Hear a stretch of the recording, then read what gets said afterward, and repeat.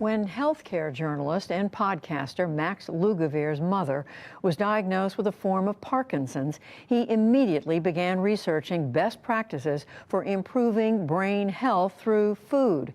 He's now releasing a cookbook of brain-healthy recipes titled Genius Kitchen. And tonight he shares his brief but spectacular take on what he learned. Preventative medicine is everything. By the time you show up to your doctor's office, what you're looking for in most cases is sick care, not health care. Health care to me happens when you are pushing your shopping cart through the supermarket, when you're sitting on the couch debating whether or not to get up and go to the gym. That to me is a healthcare opportunity. I've always been incredibly close with my mother, and it was in the year 2011 that my mom started to complain of brain fog.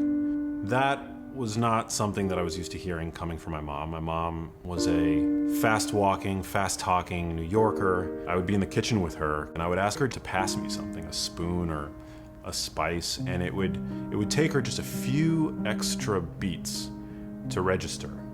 We booked a battery of appointments, and my mother received a diagnosis of a Parkinson's plus condition, and I started to read phrases like no disease-modifying effect. Parkinson's disease is ultimately a terminal condition. And for the first time in my life, I had a panic attack.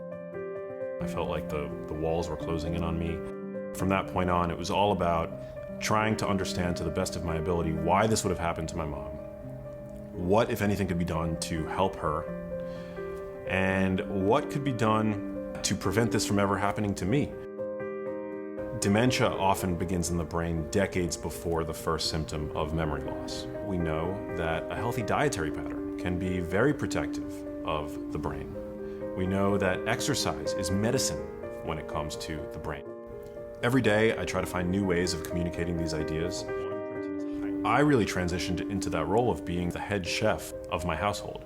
And so I ended up cooking for my mom and cooking for my brothers and infusing all kinds of brain-healthy ingredients into the meals that I was making. Health literacy is something that I think we're all lacking in, the same way that we're all lacking in financial literacy.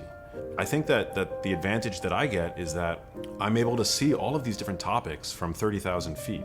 And the fact that I'm a creative allows me to connect the dots in a way that I don't think many scientists or medical doctors are able to.